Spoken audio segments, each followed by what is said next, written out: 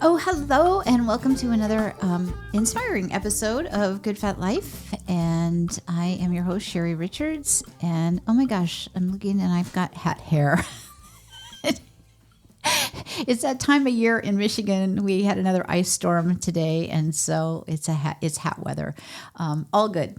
So my guest today is Emily Stone, and she has been guest a couple times before, and we are actually kind of live documenting your progress, right?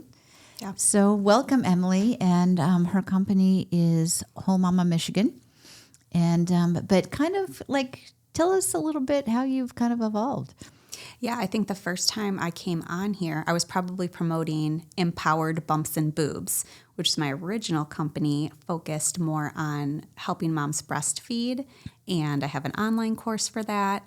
And things have just evolved to the point where now I am opening a physical location where, yes, we will have lactation consultants, breastfeeding classes, prenatal yoga, massage therapy, mental health therapy, mom groups.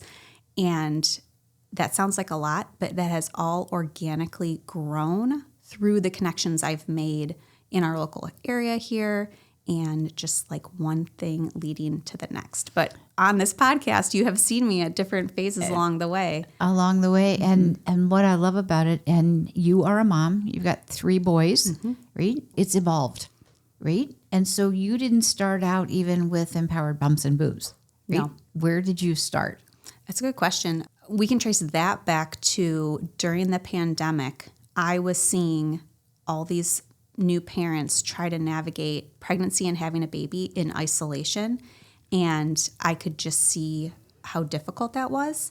And for whatever reason, my calling seemed to be, I'm going to start a podcast called Spilling the Milk Breastfeeding Chats. And I interviewed moms about their experience breastfeeding. And my hope was to share these stories so that other moms who felt isolated and like I'm the only one struggling through this could connect with someone else's story and feel less alone. And so we had a range of stories. I think one person even adopted and then like used medication to induce lactation. We had someone who had to pump exclusively and like just the whole range. So my first foray was that podcast. And when I sent out a survey to moms, I asked, like, what do you wish you had known about breastfeeding and all this? And everyone wanted to tell their story. And there was such an unmet need where so many people felt unsupported. I just knew there's something here. Like there is a huge unmet need. And I've been exploring that ever since. So, but that wasn't what you like went to school for and No. the career that you were in, right? No. So what did you go to school for? I received my degree in elementary education, which I never actually taught. So I did teach middle school math. Okay. And very quickly, I realized I don't want to manage a classroom of 13-year-olds. That's not my specific calling. I do love to teach. I transitioned to virtual school and then higher ed and online teaching and then like corporate training. So I've always been teaching people things. Right. And what I'm really good at is taking complex ideas and making them accessible. So now I do that in the space of nutrition, fertility, birth, breastfeeding, and that whole market.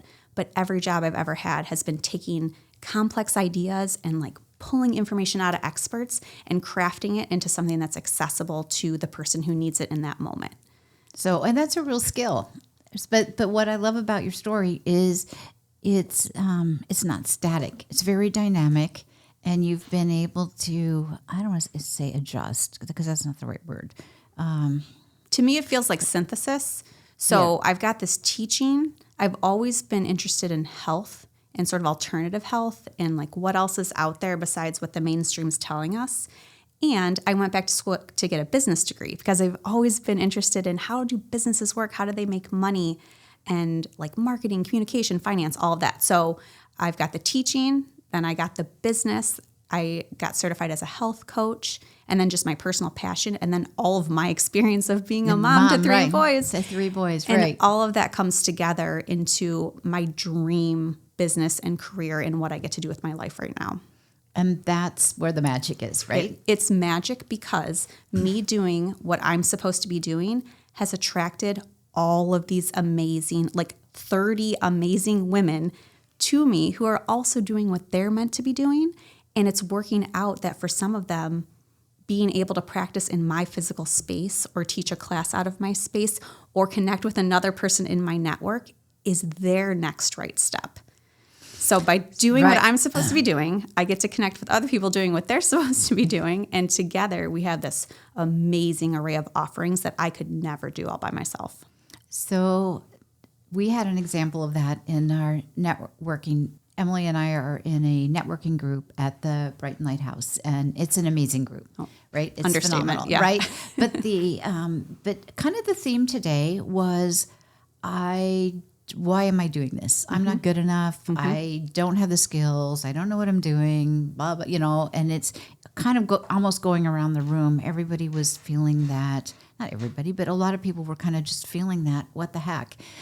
But there was such a grace and a support around that's normal. Yeah. Right? If you're not feeling it, something may be kind of off. You're not pushing yourself hard enough. And I think what's cool is from the outside, we can all see the best in that person. We see that she's fully capable of doing the things she wants to do.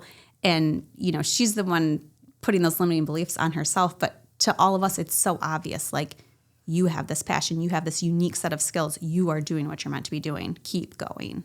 Right. And with your mom stuff, that's so interesting because, a good portion of the population are moms, right? They're moms or their grandmothers or their children and all of those feminine positions that need support.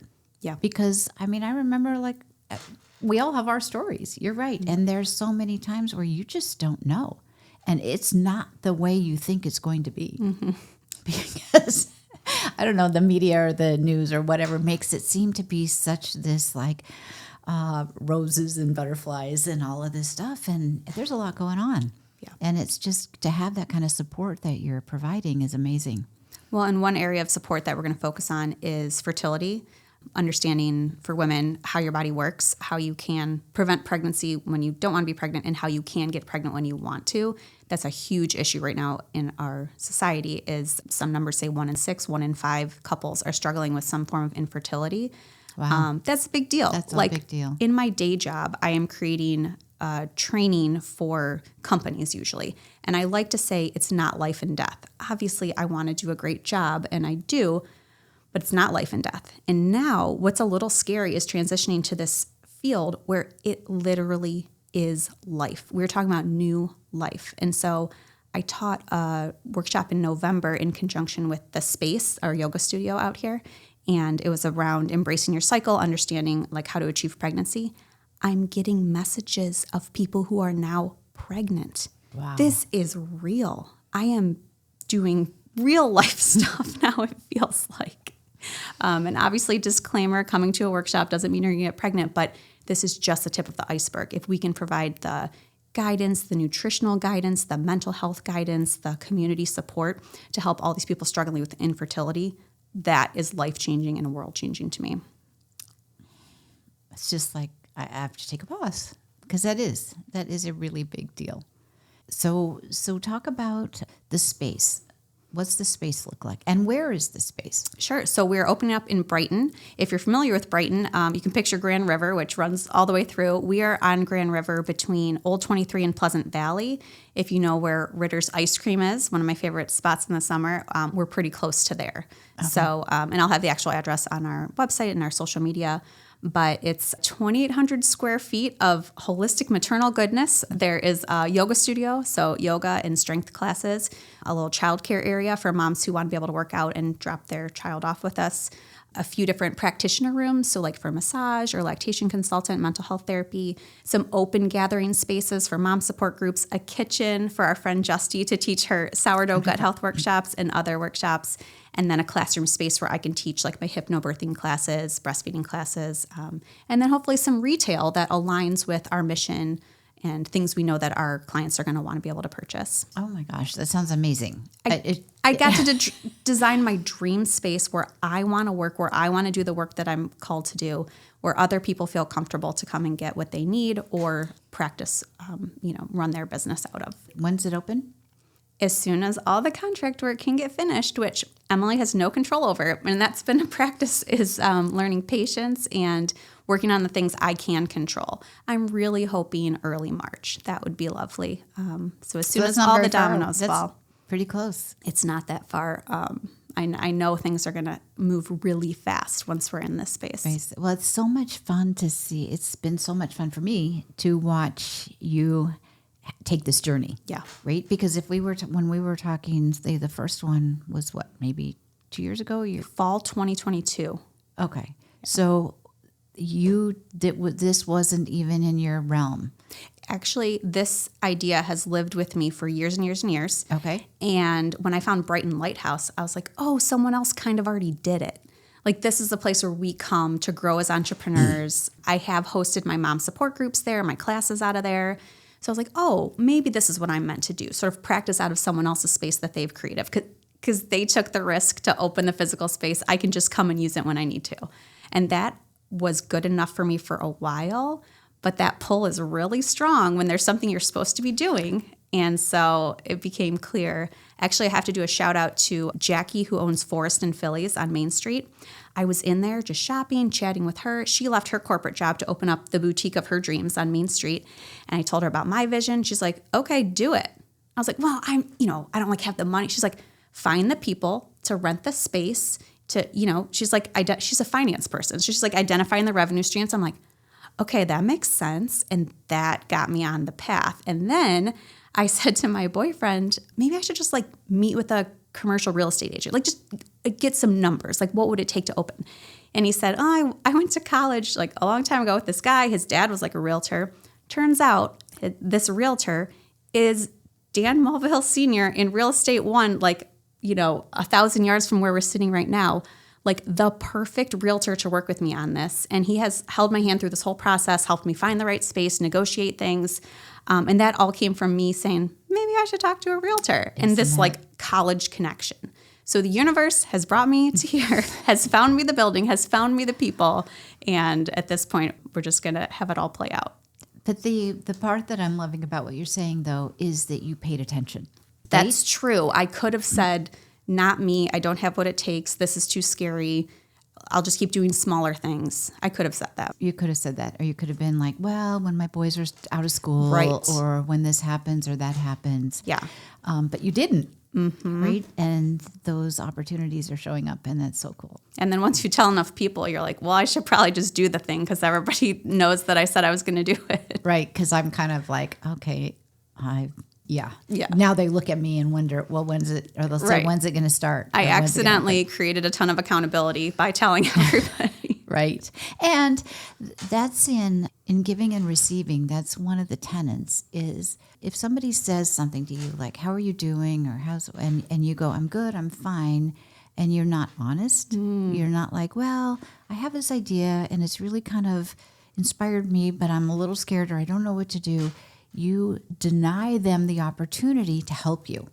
Yeah. And humans by nature want to help each other. Mm-hmm. And so when we can share our dream or talk to, or just talk about it, put it out there, it gives people the opportunity to help, make those connections happen. And to also light up and say, I've had a similar idea. I wonder if we could work together. And you would never have known if you weren't vulnerable first to say what you're working towards. Right. And so it was just, when I was studying that, it was like, oh my gosh. So to just say fine or okay or not, and you're not sharing your whole personal story, right? It's just that one sentence. Well, sometimes it really is your intuition. It's like, do I say the thing? If it's coming up, usually you are meant to say that thing to that person. And then sometimes the most magical connection happens because of that. Right. So again, listening and not shutting down that inner voice. And just be open.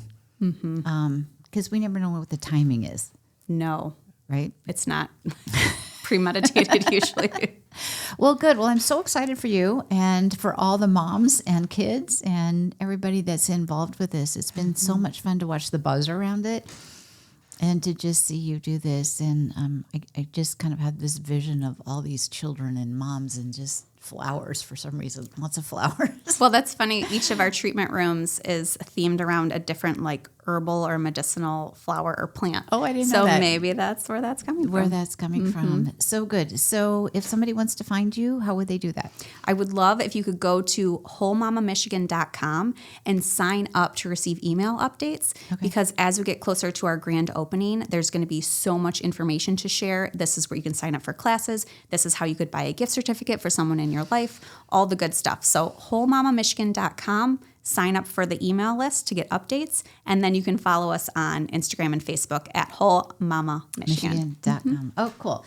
So before we sign off, I want to remind our viewers about goodfatlife.com.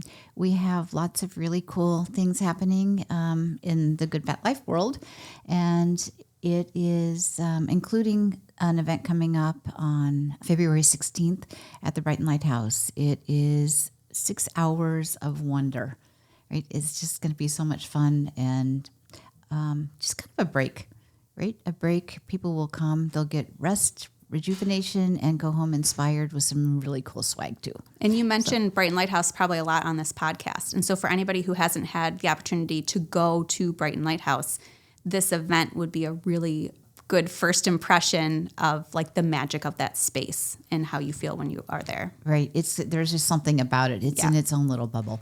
So check us out. And I want to do a quick shout out for Hands-On Health Chiropractic. They are my go-to place.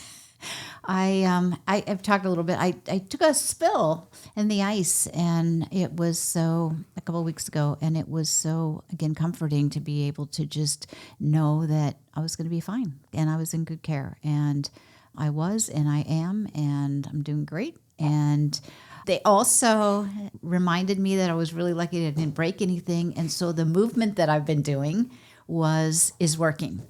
So my bones are strong and my muscles are strong. So I'm going to take it. That's fantastic. Because it's no secret that movement for movement's sake is not my friend. I don't use the E word. But you've been really committed. But I have been committed. Yeah. But I found ways of moving that I absolutely love, and it's working. So awesome. So that's all good. Right. So on that happy note, thank you to Emily for being here. Thanks for having me.